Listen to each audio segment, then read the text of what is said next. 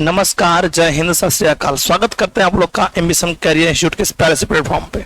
मैं शिवम सर आज एक बार फिर से आपके सामने हाजिर हूं लेकर के मॉलिक्यूलर बेसिस ऑफ इनहेरिटेंस का 25 मोस्ट इंपोर्टेंट क्वेश्चन हम लोग करने वाले हैं आज। 25 मोस्ट इंपोर्टेंट क्वेश्चन एमबीआई का, है ना, यानी कि आनुवांशिकता का आधार। ठीक है, तो इसका नाम है मॉलिक्यूलर बेसिस ऑफ इनहेरिटेंस, जिसका हम लोग ऑब्जेक्टिव सॉल्यूशन करने वाले हैं। जो इस चैप्टर से छाटे हुए अच्छे अच्छे प्रश्न होंगे, अच्छे से क्वेश्चन होंगे। हम लोग मीडियम देने वाले हैं, इंग्लिश मीडियम और हिंदी मीडियम दोनों का मीडियम में हम लोग क्वेश्चन करने वाले हैं। आइए देखते हैं हम लोग। पहला क्वेश्चन इस प्रकार से, अगर आपको क्वेश्चन का आंसर पता है तो आप कृपया करके आंसर जरूर लगाएंगे। आंसर भी ठीक लगाते चलेंगे, ABCD, है ना, जो भी हो जिस क्वेश्चन का। समझते हैं हम लोग, पैटर्न वही है, चीजें वही है। क्वेश्चन कुछ इस प्रकार से आपके स्क्रीन पर मिलेगा। ठीक है, यहाँ है ये हमारा क्वेश्चन। भाई आ जाते हैं क्वेश्चन में और थोड़ा सा इसको कम करता है जूम को। ठीक है, इस प्रकार से प्रश्न है बालक।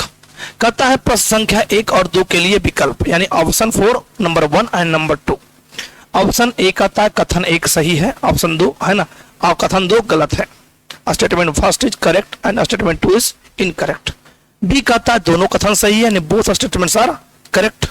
सी कहता है कथन 1 गलत है, कथन 2 सही है, statement first is incorrect and statement 2 is correct. D कहता है दोनों कथन गलत है, बोथ स्टेटमेंट्स आर इनकरेक्ट। अब इसी के अकॉर्डिंग चलते हैं हम लोग। ठीक है, पहला वाला में दोनों गलत। ठीक है, पहला में दोनों गलत, इसमें एक सही एक गलत। बी में दोनों सही और डी में दोनों गलत, इसमें एक गलत और दूसरा सही। ठीक है, आओ देखते हैं। क्वेश्चन नंबर 1 क्या कहता है? कहता है बालक यहां से, ठीक है, कि कथन 1 केंद्रक में उपस्थित एक अम्लीय पदार्थ के रूप में डीएनए की पहचान सर्वप्रथम फ्रेडरिक मेसलसन ने किया था। 1869 ईस्वी में किया था। जी नहीं, 1859 में तो हुआ था, लेकिन फ्रेडरिक मेसलसन वो नहीं था, फ्रेडरिक कदा मैस्चर था। ठीक है ना, यहाँ पे मेसलसन गलत है ना, ये क्या है, गलत है, मैस्चर होना चाहिए। ठीक है, कहता है DNA as a acidic substance present in a nucleus was first identified by Friedrich Meselson in 1869। क्या एक सही है? नहीं, तो यहाँ पे फ्रेडरिक मेस्चर पूरा नाम इनका होना चाहिए, है ना। स्टेटमेंट क्या हो, यह गलत हो गया, अधूरा है। आगे बोलते हैं कथन 2 में, डीएनए में प्रत्येक न्यूक्लियोटाइड अवशेष में एक अतिरिक्त OH समूह उपस्थित होते हैं जो राइबोज 2 स्थान पर मौजूद होते हैं। मेरे बच्चे, ठीक है ना, ये डीएनए नहीं होते हैं, है ना, वो RNA होते हैं। यहाँ डीएनए की जगह क्या होना चाहिए बताओ? अगर RNA रहता लिखा होगा तब ये आंसर सही होता, है ना। कहता है यहाँ पे इन डीएनए एवरी न्यूक्लियोटाइड ना residue has an additional OH group present at 2 prime position in the ribose. मेरे बच्चे, वो डीएनए ना होकर वो RNA होना चाहिए। ठीक है ना, तो यहाँ पे डीएनए के कारण ही एक स्टेटमेंट क्या हो गया, गलत हो गया, यानी ऑप्शन 3। यहाँ कथन 1 भी है, यानी स्टेटमेंट फर्स्ट भी गलत है, स्टेटमेंट 2 भी गलत है इसके अकॉर्डिंग। ठीक है, तो यहाँ पे ऑप्शन क्या हो जाएगा, डी हो जाएगा, है ना, यानी दोनों कथन गलत है, बोथ स्टेटमेंट्स आर रॉन्ग। ठीक है जी, इनकरेक्ट, सही है। ऑप्शन नंबर डी के यहाँ चलेंगे पहला क्वेश्चन के लिए। दूसरा क्वेश्चन, मैं यहाँ पे हर चीज, है ना, डिफाइन कर दिया हूं, कहाँ क्या गलत है, कौन सा स्टेटमेंट में क्या प्रॉब्लम है, क्या चेंज होना चाहिए, क्या रह गया। ठीक है, कहता है यहां से डीएनए, पहला कथन में डीएनए प्रतिकृति से पहले, है ना, यानी कि रेप्लिकेशन से पहले कोशिका विभाजन में विफलता के परिणाम स्वरूप बहुगुणिता होती है। ठीक है, स्टेटमेंट फर्स्ट में a failure in a cell division before ना होकर अगर आफ्टर होता, पहले के जगह पर क्या होता, बाद होता तो सही हो जाता। डीएनए रेप्लिकेशन रिजल्ट, है ना, इन पॉलीप्लोइडी। कि भाई पहले कैसे होगा, जब तक डिवीजन नहीं होता है, रुक जाता तब ना पॉलीप्लोइडी होता है, बहुगुणिता होता है। ये क्या हो गया, स्टेटमेंट गलत हो गया। स्टेटमेंट 2 कहता है 3 प्राइम टू 5 प्राइम ध्रुवता वाला स्ट्रैंड रज्जु के एक टेम्पलेट के रूप में कार्य करता है, इसे टेम्पलेट स्ट्रैंड नहीं कहा जाता है। मेरे बच्चे, यहाँ नहीं अगर होता, ये नहीं अगर लिखा होता, नहीं लिखा रहता तो शायद ये स्टेटमेंट भी सही होता। ठीक है, इसके अकॉर्डिंग ये भी स्टेटमेंट क्या है, गलत है। The strand that has a polarity 3 prime to 5 prime acts as a templates and each not काट देंगे, ठीक है ना, refers to as a template, तब सही होता, लेकिन नॉट यहाँ पे है। ठीक है, इसलिए क्या ये भी गलत है। स्टेटमेंट 1 भी गलत है, स्टेटमेंट 2 भी गलत है, यानी ऑप्शन नंबर डी, दोनों स्टेटमेंट क्या है, गलत है जी। आगे बढ़ते हैं। कहता है प्रश्न संख्या 3 से 5 के लिए विकल्प। ठीक है, पहला कहता है अभिकथन और कारण का है, तो अभिकथन और कारण दोनों सही है, और कारण अभिकथन की सही व्याख्या भी है। Assertion and reason both are correct and also reason is the correct explanation of assertion. B कहता है अभिकथन और कारण दोनों सही है और कारण अभिकथन की सही व्याख्या नहीं है। दोनों सही है लेकिन कारण व्याख्या नहीं कर पा रहा है। Assertion and reason both are incorrect, both are correct, reason is not the correct explanation of assertion. सही है। सी कहता अभिकथन सही है लेकिन कारण गलत है ना, assertion is correct but reason is incorrect. D कहता है अभिकथन गलत है लेकिन कारण क्या है, सही है, assertion is incorrect but reason is correct. इसमें कहता है दोनों व्याख्या करा, दोनों सही है। इसमें कहा दोनों सही है लेकिन एक कारण व्याख्या नहीं कर रहा। सी कहता है भाई साहब यहाँ पे दोनों क्या है बताओ, गलत है। सही है अभिकथन लेकिन वो कारण क्या गलत है, इसमें क्या अभिकथन गलत है और कारण क्या सही है। अब यहां समझते हैं पहला नंबर। थर्ड नंबर क्वेश्चन में आते हैं। अभिकरण में अभिकथन में एचआरएनए एमआरएनए से बड़ा होता है। असर्शन का तरह से एचआरएनए इज लार्जर देन एमआरएनए, बिल्कुल सही बात है ना। कारण है क्या, एचआरएनए में कोडिंग इंट्रॉन होते हैं जो अनुवादन के लिए है ना आवश्यक नहीं होते हैं।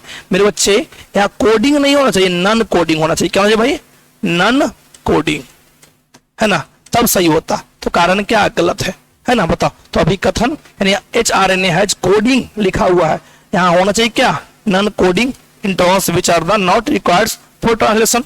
तो रीजन क्या है, गलत है। तो गलत है मतलब क्या हो गया, अभी कथन सही है और कारण क्या है, गलत है। तो ऑप्शन नंबर क्या चलेंगे हम लोग, सी के साथ चलेंगे जी, है कि नहीं है, बताओ। आगे बढ़ते हैं चौथा नंबर क्वेश्चन में। अभिकथन एमआरएनए में कुछ गैर अनुवादित क्षेत्र यूटीआर होते हैं, है ना, बताओ, जो अनुवादित नहीं होते हैं। MRNA has some untranslated regions UTR that are not translated. ये सही बात बोल रहा है, ठीक है, जो कभी होता ही नहीं है इसका। कारण कहता है कुशल अनुवादन के लिए यूटीआर आवश्यकता है, यूटीआर की आवश्यकता नहीं होती। अरे मेरे भाई होती है तो नहीं होनी से होगी, है ना, होती है। यहाँ पे नहीं होना चाहिए, कारण क्या हो गया, गलत हो गया। यूटीआर नॉट काट करके यहाँ पे डायरेक्टली होना चाहिए required for the efficient translation, है ना। तो यहाँ पे क्या हो गया, अभिकथन ए सही है, अभिकथन सही है और कारण क्या गलत है, बताओ। ऑप्शन यहाँ भी सी हो जाएगा। आगे बढ़ते हैं पांचवा नंबर में। अभिकथन क्या कहता है, लय कॉपरन में दो नियामक जीन होते हैं, दो नियामक जीन होते हैं, है ना। देखो यहां से, तो क्या दो नियामक जीन होते हैं, नहीं, यहाँ पे एक क्या कौन होता है जी, एक नियामक जीन होता है, ठीक है। स्ट्रक्चरल जीन इधर होता है और उधर सॉरी रेगुलेटरी जीन इधर होता है और स्ट्रक्चरल जीन उधर होता है। जीन लय कॉपरन में पढ़ाए थे आपको, ठीक है। बताओ, कहता है नियामक जीन, द लय कॉपरन कंसिस्ट ऑफ द टू यानी वन रेगुलेटरी जीन, वन होना चाहिए, टू नहीं होना चाहिए, है ना। आर रहेगा या तो आई रहेगा, यही ना रहेगा भाई साहब, ठीक है ना। तो यहाँ क्या होगा, आर या आई, कोई में से एक, दो कैसे रहेगा, कोई एक ही ना रहेगा, ठीक है। या तो आर रहेगा तो आई रहेगा, दोनों को देखिए नाम है ना। इनहिबिटर इसी को बोलते हैं, इनहिबिटर उसको बोलते हैं, रेगुलेटर इसी को बोलते हैं, ठीक है। तो दोनों का केवल नाम अलग है, ठीक है, काम अलग नहीं है, तो एक ही में आएगा दोनों, ठीक है। बताओ, तो यहाँ पे वन होना चाहिए, तो यहाँ पे क्या हो गया बताओ, इसका असर्शन गलत हो गया जी, ठीक है। अब रीजन क्या कहता है, कहता है वह प्रक्रिया जिसके द्वारा एक दमनकारी लय कॉपरन को नियंत्रित करता है ऋणात्मक नियमन कहलाती है। The process by which pressure controls the lac operons in known as the negative regulation, बिल्कुल सही है ये, बताओ। तो इसके अकॉर्डिंग अगर बात करते हैं हम लोग तो असर्शन गलत है, रीजन क्या सही है, ठीक है। तो ऑप्शन नंबर डी में चलेंगे, ठीक है। आगे बढ़ते हैं छठा नंबर क्वेश्चन, इंपोर्टेंट क्वेश्चन है भाई। तो निम्नलिखित में से कितने कथन गलत नहीं है, ठीक है। How many of the following statements are not incorrect, ठीक है, यानी करेक्ट की बात कर रही है। पहला का पढ़ते हैं, पहला पढ़ते जाएंगे, ठीक मारते जाएंगे, ठीक है, काउंटिंग क्लास में कर लेंगे। कोडोन 61 कोडन अमीनो अम्ल के लिए कोड करता है, बिल्कुल सही है। 61 codon code for the amino acid, सही है। दूसरा कहता है टेलिंग में, है ना, एडिनेलेट अवशेष 20 से 30 टेम्पलेट, है ना, 20 से नहीं 30 नहीं, यहाँ पे 200 से 300 होना चाहिए, तब सही होता, ये गलत हो गया, है ना। इन टेलिंग, है ना, एडिनेलेट रेसिड्यू 220 to 30 नहीं, 200 to 300 होना चाहिए। Are added in 3 in template independent manner से, क्या हो गया पता, ये तो गलत हो गया।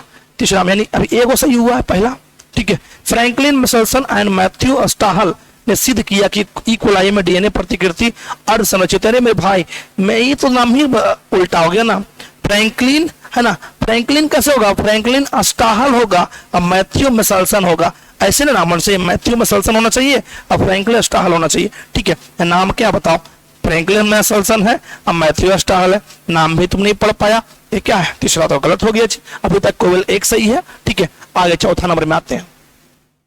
कहता है तंबाकू मोजेक वायरस टीएमवी और क्यूबी बैक्टीरिया में डीएनए अनुवांशिक पदार्थ होता है। अरे भाई डीएनए नहीं होता है यहाँ पे, आरएनए ना होगा, बैक्टीरिया में तो आरएनए रहेगा, है ना। बताओ, अगर हम जेनेटिक मटेरियल की बात करते हैं बैक्टीरिया में तो आरएनए होता है ना, तो यहाँ पे आरएनए होना चाहिए, तो गलत हो गया, बात ही नहीं करेंगे इस पे। 5वां नंबर, डीएनए अनुवांशिक पदार्थ है, सबको पता है, इसका स्पष्ट प्रमाण है ना अल्फ्रेड हर्शे और मार्था चेज ने दिया था, प्रयोग से प्राप्त हुआ है ना, है ना। Then unequivocal proof that DNA is the genetic material came from the experiments of Alfred Hershey and Martha Chase। तो यहाँ पे अभी तक से कितना हुआ, ये तो सही हो गया, तो यहाँ पे 2 होगा, ऑप्शन नंबर सी के साथ चलेंगे जी। छठा का क्या बताओ, ऑप्शन नंबर सी हो जाएगा। ऐसे ही बनाना है आपको, परेशान नहीं होना। अब क्वेश्चन हल्का वाला आ गया, बैक्टीरियोफेज लैम्बडा में है ना कितने क्षार युग्म होते हैं, how many base pair does bacteriophage lambda has, 5386 48502 5836 4400। बताओ क्या इसमें आ जाएगा, तो मेरे बच्चे ये हो जाएगा 48502। पढ़ाए होंगे भैया, आपको याद होगा शायद। 8वां में एडेनिन साइटोसिन से किस आधार पर भिन्न है, बताओ। Adenine differ from the cytosine having amino समूह में, अमीनो ग्रुप में, विषम चक्रीय संरचना, हेटेरोसाइक्लिक स्ट्रक्चर, 9 सदस्यीय बोले है ना 9 मेंबर्ड रिंग, 6 सदस्यीय बोले है ना 6 मेंबर्ड रिंग। दोनों में से अगर दोनों का संरचना बनाते हैं एडेनिन और साइटोसिन का, तो ऑटोमेटिकली संरचना में हम लोग को है ना बदलाव दिखेगा। और ये क्या है, 9 सदस्यीय वलय है। एडेनिन साइटोसिन से 9 सदस्यीय वलय के कारण क्या है, भिन्न होता है। ऑप्शन नंबर सी हो गया। 9वां में आते हैं। ठीक है, 8वां क्या हो गया, सी हो गया। मानव डीएनए में 6 × 6 × 10⁹ क्षार युग्म होते हैं। मानव डीएनए की लंबाई ज्ञात कीजिए, बताओ। डीएनए है 6.6 × 10⁻⁻⁻ base pairs, find the length of human DNA.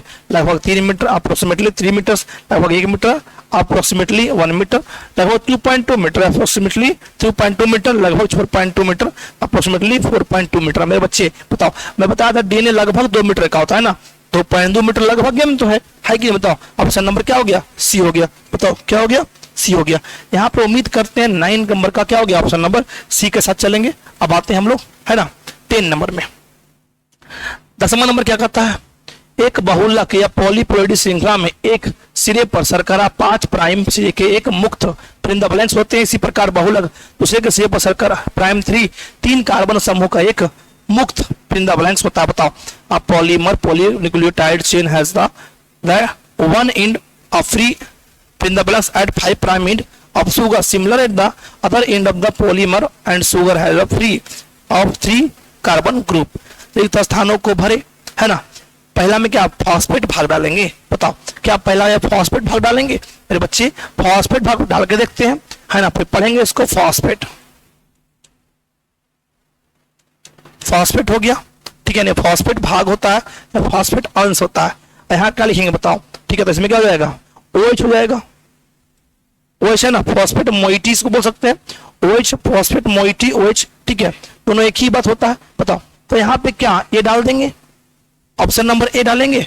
अगर डालते हैं तो कैसा होता है, मुक्त OH होता है, बिल्कुल सही। एक साइड में फॉस्फेट होता है, एक साइड में क्या होता है, OH होता है। 3 प्राइम पे OH होता है और 5 प्राइम पे क्या होता है, फॉस्फेट होता है। तो ऑप्शन नंबर ए ही सही हो गया है ना, फर्स्ट में ही सही हो गया। ठीक है, बताओ क्या हो गया यहाँ से, तो ये हो गया ना फॉस्फेट भाग और OH हो गया, यानी फॉस्फेट मोइटी और क्या हो गया, OH हो गया। सही है, कोई दिक्कत नहीं हो गया। ऑप्शन नंबर एक साथ चलेंगे, आगे बढ़ते हैं 11 नंबर पे। तो निम्नलिखित में से कितने कथन सही नहीं है, बताओ। ये भी कोई क्वेश्चन है, प्यारा सा क्वेश्चन है, समझना है इसको। How many of the following statements is and are not correct. Option A कहता है, मतलब पहला नंबर में कहता है, ग्रिफिथ के प्रयोग में जब जीवित ऐसा स्ट्रेन के चूहों में इंजेक्ट किया गया तो चूहा नहीं मरे। ठीक है, अरे चूहा नहीं मरे, यहाँ पर नहीं हुआ, चूहा मरे ना जी। ठीक है, तो यह गलत हो गया। ग्रिफिथ एक्सपेरिमेंट व्हेन लिविंग ऐसा strain was injected into the mice, the mice did not नहीं डाई, मर गया वो, गलत हो गया ये। दूसरा क्या हो गया, ग्रिफिथ ने सही नहीं है, मतलब गलत को चूज करना, याद रखना है, वो गलत हो चुका है। ग्रिफिथ ने 1828 में है ना स्ट्रेप्टोकोकस न्यूमोनिया को, 1828 में नहीं बाबू, 1928 में। ठीक है, Griffith did series experiments with the Streptococcus pneumonia is 1928 में, है ना, नहीं 1928 में। ये भी क्या हो गया, गलत हो गया, दो गलत हो गया। आगे बढ़ते 3 नंबर में, निम्न स्तर पर क्रोमैटिन के पैकेजिंग के लिए प्रोटीन के अतिरिक्त सेट की आवश्यकता होती है, जिन्हें सामूहिक रूप से non histone chromosomal NHC protein कहा जाता है। मेरे भाई यहाँ पे क्या बोल रहा है, ठीक है ना, यहाँ पे सामूहिक रूप से नॉन हिस्टोन क्रोमिस, फिर से पढ़ते हैं इसको, है ना, निम्न स्तर पर। तो निम्न स्तर पर कैसे हो जाएगा ये, ठीक है ना, ये हाइयर हो जाएगा, उच्च स्तर पर होना चाहिए ना, क्या कहते हैं इसको, उच्च स्तर पर, यानी the packaging of chromatin lower नहीं, higher level of requires additional set of protein, है ना, collectively are the refer to the non histone chromosomal NHC protein. तो ये क्या हो गया, ये भी तो गलत हो गया ना, अभी तक तीनों गलत है। चौथा में पढ़ते हैं हम, प्रोटीएज प्रोटीन का पाचन करते हैं, जबकि RNase, है ना, RNA का पाचन करता है। बताओ RNase क्या करता है, RNase का पाचन करता है। तो RNase क्या सही लिखा हुआ है, पढ़ो जरा, बिल्कुल नहीं भाई साहब, ठीक है, क्या करें आप, protease digest protein while RNA digest RNA। मेरे बच्चे यहाँ पे RNase जो है ना, ये क्या बताओ, बिल्कुल गलत है ना, यहाँ RNA को RNase डाइजेस्ट नहीं करेगा, RNase होना चाहिए, RNase RNASES RNases होना चाहिए। तो ये भी क्या हो गया बताओ, गलत हो गया, हुआ कि नहीं हुआ, बताओ। आगे बढ़ते हैं 5वां नंबर में, ठीक है, 5वां का आता है, ठीक है, कोडिंग अनुक्रम या व्यक्त अनुक्रम को एक्सॉन के रूप में परिभाषित किया जाता है। The coding sequences of expressed, है ना, sequences are defined as exon. ये सही है, बताओ। इसमें कितना, 4 को गलत है, और ऑप्शन नंबर ए में ही तो है 4 को, बताओ हाँ कि ना। यहाँ पे क्या हो गया, तो पहला भी गलत, दूसरा भी गलत, तीसरा भी गलत, चौथा भी गलत, 5वां खाली सही, 5वां खाली सही 11 नंबर में। तो क्या हो जाएगा बताओ, पहले नंबर ऑप्शन हो गया, यहाँ पे ए नंबर हो गया ऑप्शन, कोई दिक्कत नहीं होना चाहिए। आगे बढ़ते हैं 12 में, सेंट्रल डोगमा का प्रस्ताव किसने दिया था। Central dogma was proposed by James Watson, ठीक है, फ्रांसिस क्रिक, अल्फ्रेड हर्शे और मार्था चेज। बताओ, ठीक है, इसका आप आंसर लगा तब तक।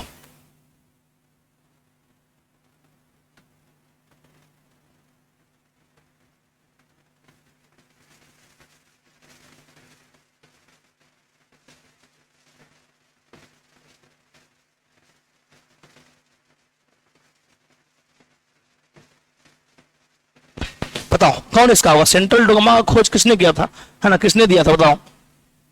12 नंबर में, है ना, बताओ। फ्रांसिस क्रिक ने दिया था जी, ऑप्शन नंबर बी। 13 माते हैं, निम्नलिखित में से विकल्पों में से सही कथन चुने, है ना।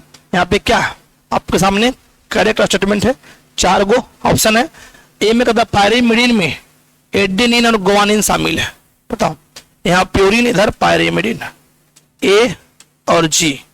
अब यहाँ क्या हो गया, पायरिमिडीन में टी सी और क्या बताओ, थायमिन, साइटोसिन, यूरासिल, यही है ना। तो पायरिमिडीन इंक्लूड्स एडेनिन, बिल्कुल गलत, सही चुनना है, गलत है। पायरिमिडीन में साइटोसिन, यूरासिल और थायमिन शामिल है, हो गया सही, हो गया थायमिन, साइटोसिन, यूरासिल, है ना। 13 का क्या हो गया, बी हो गया, दिमाग ज्यादा नहीं लगाना एक्स्ट्रा, ठीक है। आगे बढ़ते हैं 14 में, ठीक है, कौन सा यूकैरियोटिक आरएनए पॉलीमरेज फर्स्ट द्वारा नहीं बनता है। Which eukaryotic RNA is not formed by RNA polymerase first. 28S, 18S, 5.8S या 5S। बताओ कौन ऐसा है जो नहीं बनता है। तो मेरे भाई 5S वाला नहीं बनता है, ठीक है। ऑप्शन नंबर क्या हो गया, डी हो गया 14 नंबर का। 15 में आते हैं, ठीक है। तो यहाँ देखो लिखा हुआ है, आपको समझाते हैं एक बार में। आरएनए पॉलीमरेज फर्स्ट ट्रांसक्रिबेज, है ना, ट्रांसक्राइब्स आरएनएस 28S, है ना। बताओ ये क्या है, तो 18S और 5.8S। बताओ ये तीनों से क्या होता है। तो इसमें अगर बात करते हैं, क्या बोला है, नहीं बनाता है, नहीं कैसे नहीं बनेगा, तीनों से बन ही जाएगा, 5S से नहीं बनेगा। 15 में आते हैं, डीएनए स्ट्रैंड में न्यूक्लियोटाइड आपस में किससे जुड़े होते हैं। DNA strands nucleotides are linked together the glycosidic bonds, peptide bonds, phosphodiester bonds, hydrogen number. बताओ DNA का स्ट्रैंड एक स्ट्रैंड, है ना, दूसरे स्ट्रैंड से जुड़े होते हैं किसके द्वारा। बताओ यहाँ बात करना है, बहुत अच्छा ही क्वेश्चन ये मिला है ना। तो फास्फोडाइस्टर बॉन्ड से बात करते हैं, न्यूक्लियोटाइड है, ठीक है। तो न्यूक्लियोटाइड ऐसे ना होता है भाई, बताओ ये होता है फॉस्फेट, ये क्या होता है बताओ, ये होता है शुगर, ये होता है फास्फेट, ये होता है शुगर।